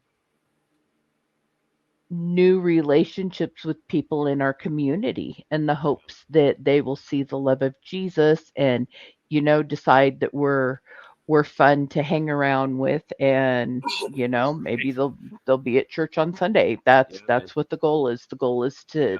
foster relationships with people, and I don't think God has a problem with that. I don't No. think God has a problem if you take your kid around the street. I would caution you um to fall back on the is it Philippians 4:8, whatsoever things are pure, noble, lovely, of good repute, excellent, think on these things. Um but that should be your everyday. That should be your 365. Um I know I always forget where it's at. That Um, that verse. uh-huh. Um, I'm not sure. But, You quickened my mind to another one. Go ahead. just do the things that glorify God. Yeah, well, I mean, Romans 14, right? 5 through 7. One man esteemeth one day above another, another esteemeth every day alike. Let every man be fully persuaded in his own mind.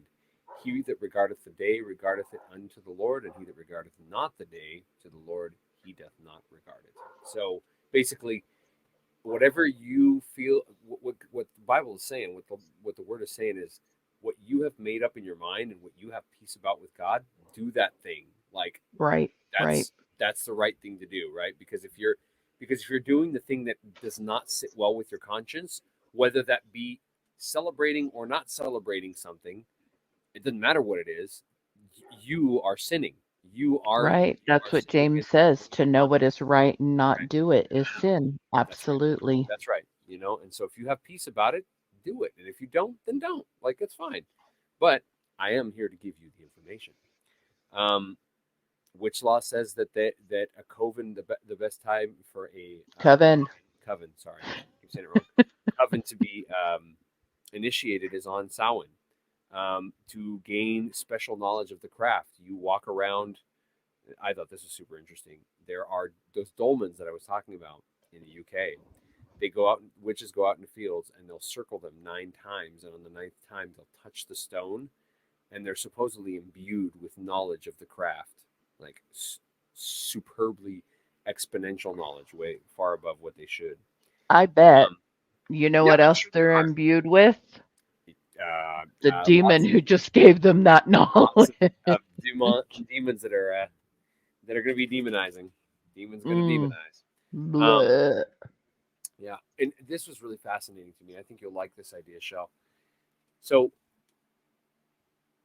in both Wiccan ritual and I'm assuming in probably just about any kind of witch type ritual, one of the main things that you have to do is renounce the religion of your immediate culture, whatever that is. Like, whatever the mainstream religion is, you outright reject that.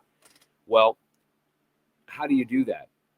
You repeat the most sacred prayer or poem or whatever it is of your culture Let me guess backwards.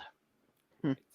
Big surprise. Well, yeah, I know. But what I realized is that when they do that, when you do that, you are making But none of the people who are here listening to us are going to do that. But when other people do that, right. because y'all won't do that. You guys won't do that. And if you do, I don't know why you would.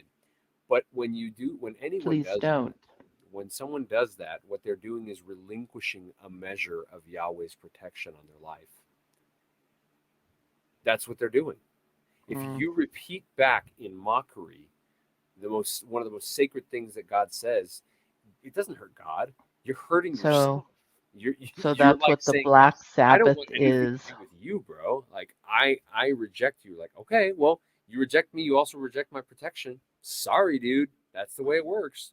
Whether you're whether you were a believer or not, That's why there's that whole, if you listen to the album backwards, blah blah blah thing. Yeah, exactly. I was thinking about the whole Led Zeppelin thing and all that stuff, which I mean, to some extent, there is some merit there, but I'm also not going to go and demonize Led Zeppelin. Sorry, guys. Oh, it depends on what you know what the artists and their what are they called? The house that puts it out. Their publishing house. What they do, because there's lots of rumor abounds that there are occult practices done on master records and I mean all sorts of things. And you know what? I mean, obviously the rock and roll industry has banked on that.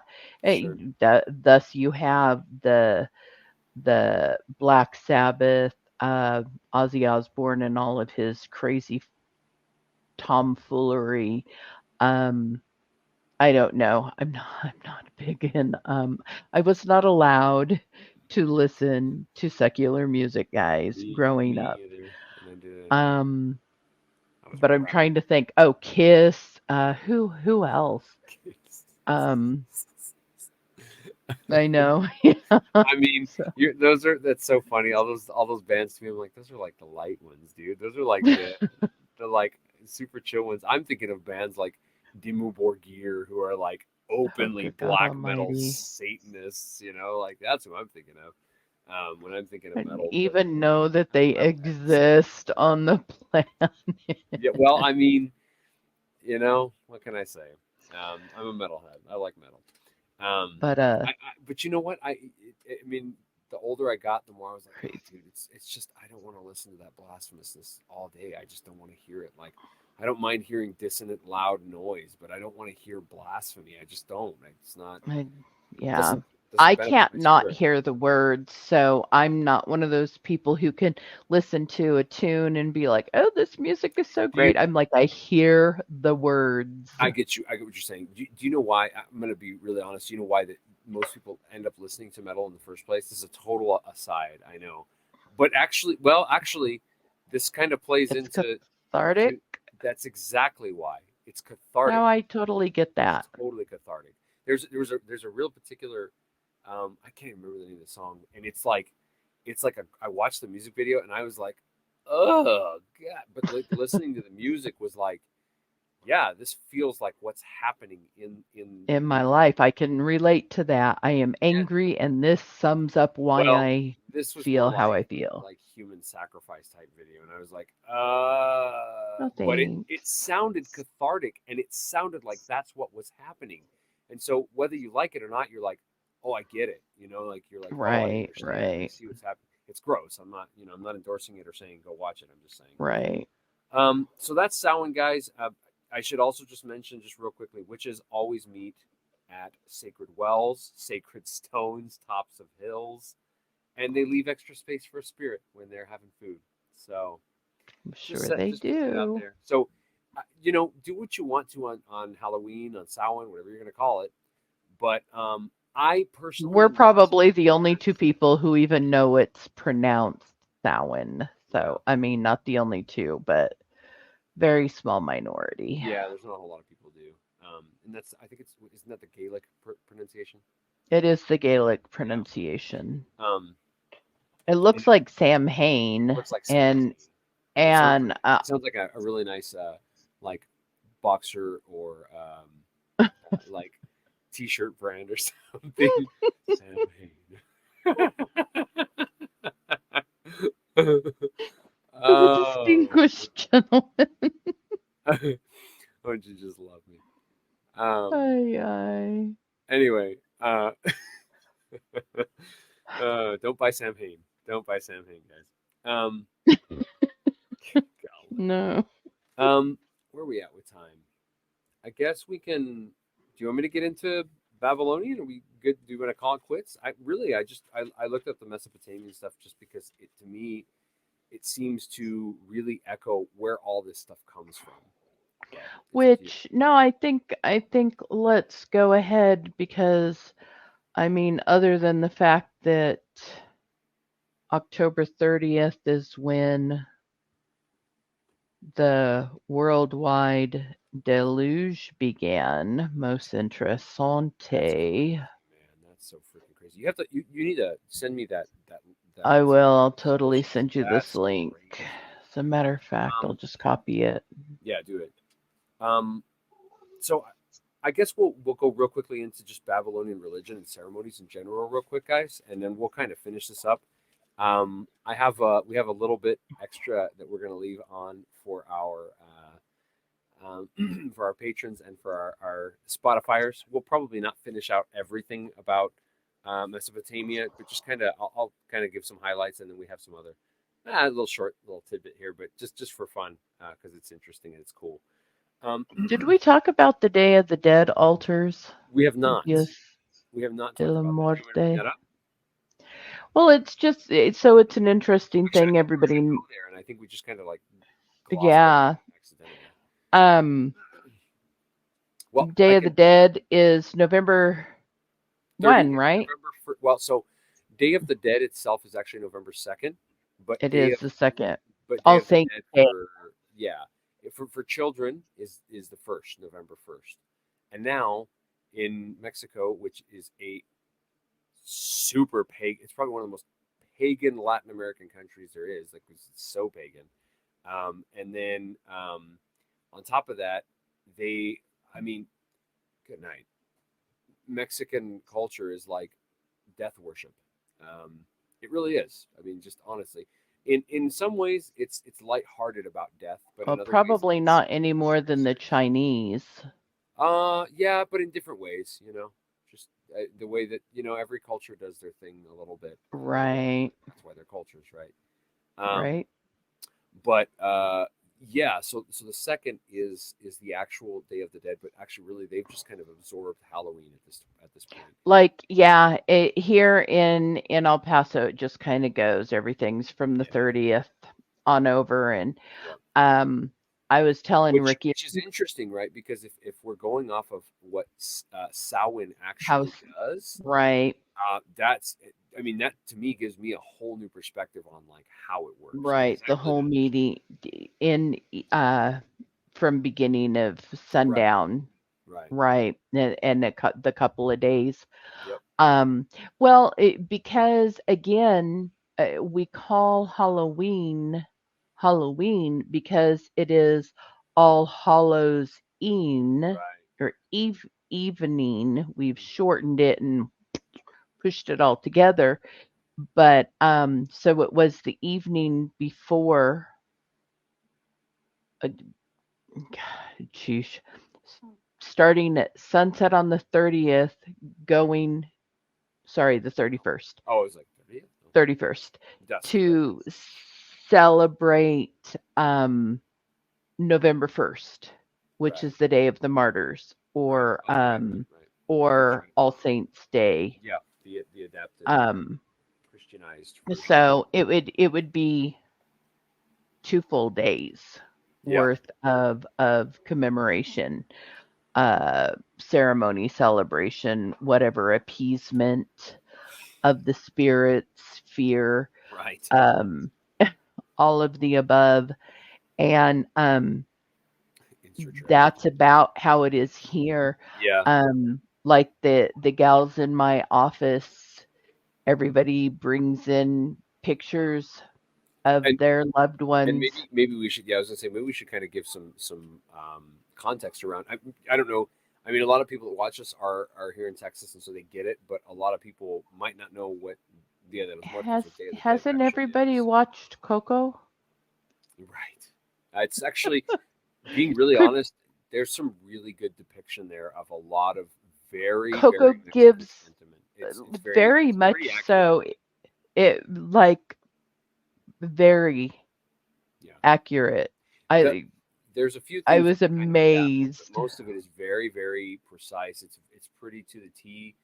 Um, if you haven't So watched why you Coco, remember you're dead? I'm not gonna lie. Like I lived in Mexico for a long time, and even I got choked up on that movie, man, because like Oh man, I cried like a it's little very girl. it's such Mexican sentiment. Like it's so accurate, and I was like, But I think it's also everybody can relate.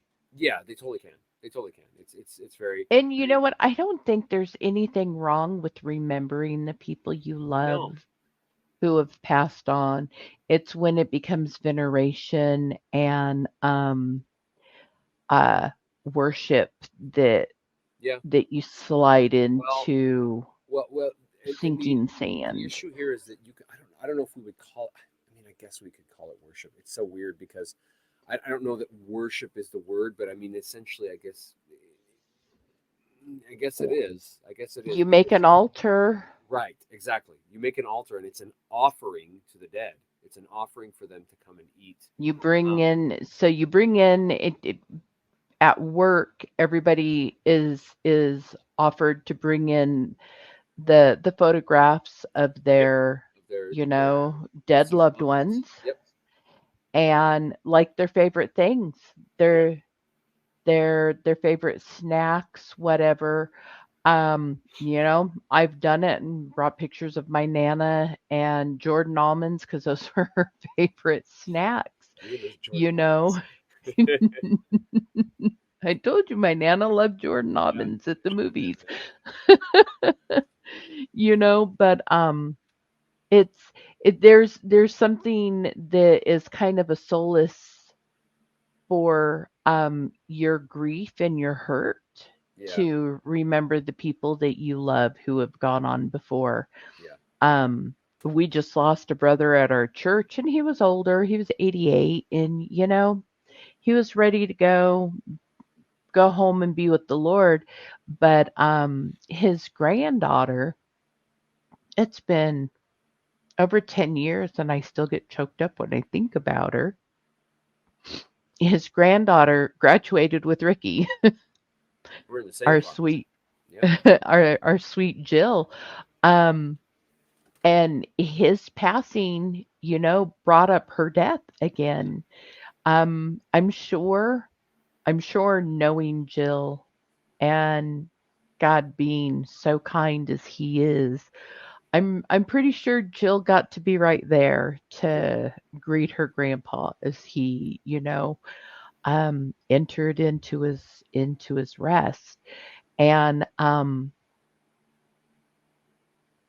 there's something about that that's very bittersweet you know, and it was the first thing I thought of when word went out that he had gone over to the unseen realm.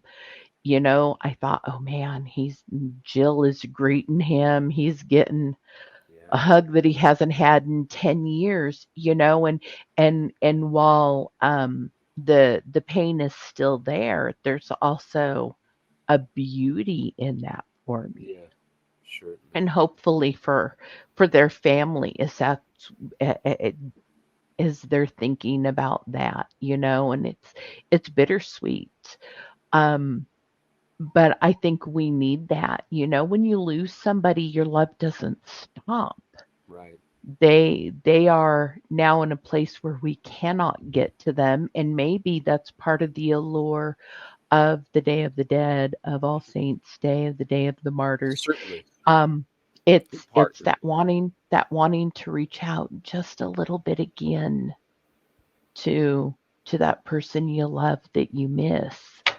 And as believers in Jesus, the hope the hope that is the anchor for our soul. Hmm. Sorry. Okay. That is the hope of resurrection. Yeah. That's what it is. That's what this anchor for our soul, this hope, that's what it is. Yeah. That that God is true, and that because Jesus was resurrected, we will resurrect and we Yeah. will be with the ones With we him. love for eternity, and that we will be with him for eternity. And so we don't have to use the crutch of the Day of the Dead Right. or Samhain or Halloween, because It's all grasping we're at going to straws. be reunited. Man, this is just a tiny intermission. Did I say that word right? Is it Intermission. Yeah. Yeah. yeah.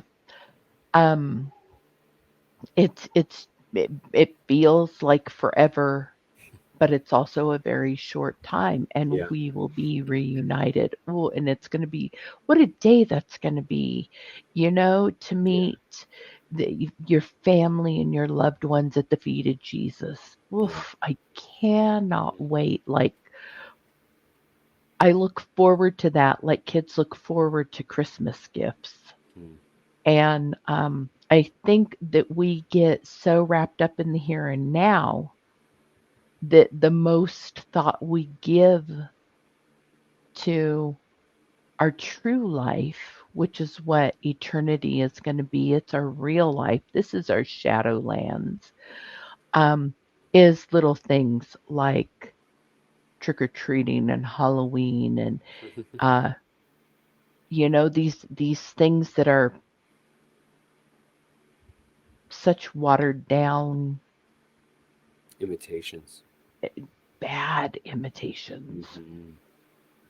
Yeah. And I didn't realize that until like right now. Hmm. um, that God, man, God is really gracious to us.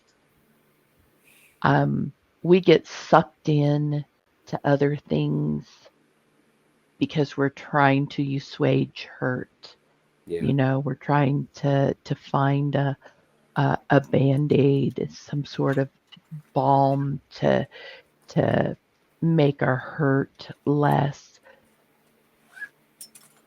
But Jesus said, I've got you. Just Hmm. trust me. Know Yeah. me. Look at it. And look at what I have done for you, who I Yeah. am to you, how I have been, and rest in that. I know this cat. Come here. Move out of the way. Yeah, His man. That's good. That's good stuff. That's side an of, interesting perspective, man. yeah, I have a lot of those. I Yeah. have the weirdest That's why. perspective. That's why we started. That's why we started a podcast. Just Um, so. that's Cat, that's really good. you're in the way. You know what? I think actually, Shell, I Oh, think you're a jerk. we're gonna call it for our regular portion, and then I'm just gonna continue with the rest behind the paywall. Sounds So, like a plan. yeah, I think that we've gone over really the essentials that we wanted to cover. If you guys want to understand why Babylon and Mesopotamia and the origins of all this religious, crazy cult stuff is relevant, you have to join us behind the paywall. It's only $3. It's only $3. Anyway, we in any case, we love you guys. We bless you guys. If you are behind the paywall, stick around. We're going to be right back. But why don't you give the blessing real quick, Shell, on this one, and then I'll give the Right. blessing on the flip side. Sounds good. The Lord bless you and keep you. The Lord make his face shine upon you and be gracious to you. The Lord turn his countenance towards you and give you peace. Shalom, shalom. Shalom. God bless. And really, Maranatha, Yeah. we're ready, Lord Jesus. We are. Spirit and the bride say, come. Come, baby, come. Thank you for watching this episode of The Christian Theological Dark Web. For questions or comments, please email us at thechristiantheologicaldarkweb@gmail.com. If you'd like to support us, please look for the Patreon link in the description. This has been another production of CTDW Studios. Thank you, and God bless.